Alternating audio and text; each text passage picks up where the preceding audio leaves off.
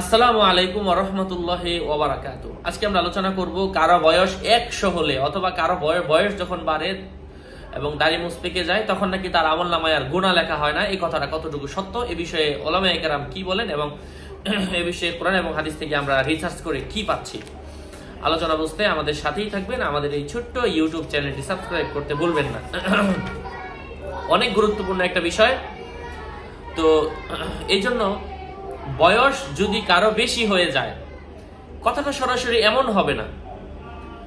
হাদিসের মধ্যে এসেছে কেউ যদি যুবককালের ইবাদত সবচেয়ে বেশি দামি, যৌবনকালে কেউ যদি অতিরিক্ত কিছু ফরজ নামাজ যেগুলো এগুলো তো সে পড়বে, এক্সট্রা কিছু ইবাদত করে, যেমন দৈনিক সে তাসবিহ পড়ে, কোরআন শরীফের এক পারা পড়ে, সারা জীবনের তার রুটিন ছিল এটা।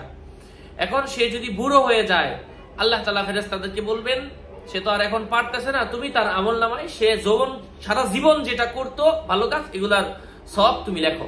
মনে করেন উদাহরণস্বরূপ আপনার মাগরিবের পরে এক্সট্রা একটা নিয়ম ছিল যে সে তাও আওয়াবিন পড়তো, এশরাক পড়তো, এই জাতীয় নামাজগুলো সে পড়তো। তো বৃদ্ধ হয়ে যাওয়ার পরে পড়তে পারে না, আল্লাহ তাআলা তার আমলনামায় না পড়েও এর সওয়াব দান করবেন। হাদিসটা হয়েছে এমন।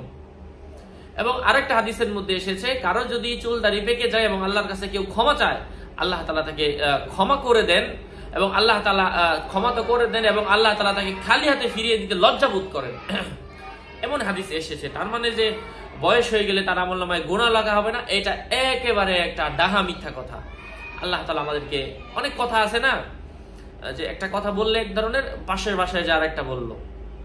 উদাহরণস্বরূপ আমার সাথে একটা ঘটনা ঘটছে। আমার ফুফাতো বোন পালায়া যায় বিয়ে করছে, ভেগে গিয়ে বিয়ে করছে একজনের সাথে। তো বিষয়টা আমি জানি না। তো আমার মাদ্রাসার বাচ্চারা বললো যে ঘটনা ঘটছে এমন। তো আমি জিজ্ঞাসা করলাম আসলেই কি ঘটনাটা এমন ঘটেছে, ছাত্রদেরকে জিজ্ঞাসা করলাম। তো এরা আবার বাসায় গিয়ে বলছে যে হুজুর বলেছে যে কি বলে হুজুরের আত্মীয় পালায়া যায় বিয়ে করছে।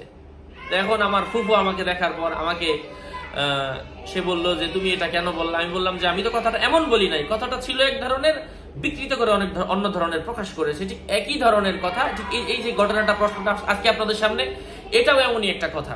এটা হয়তো শুনেছে একজন, সে নিজের ভাষায় বলতে গিয়ে সে মনে মনে রিয়েলাইজ করেছে যে হয়তো গুনাহ লেখা হবে না, তো সে অন্য জায়গায় যায় কথাটা অন্যভাবে বর্ণনা করছে।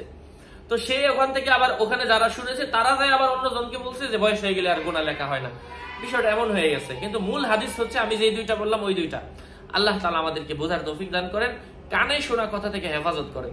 আরো আপডেট পেতে আমার সাথেই থাকবেন। আসসালামু আলাইকুম ওয়া রাহমাতুল্লাহি ওয়া বারাকাতুহু। ছোট করে মেসেজ দিচ্ছি, আমার ভেরিফাইড চ্যানেল ডেসক্রিপশন বক্সে ক্লিক করলে পেজ আর আইডি আসবে। আমার নাম লিখে ফেসবুকে সার্চ করবেন না, সার্চ করলে হাজার মানুষের আইডি আসবে। আমার নাম আর ছবি থাকলে ওইটা আমি না।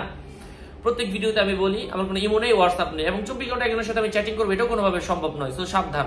আসসালামু আলাইকুম ওয়া রাহমাতুল্লাহ।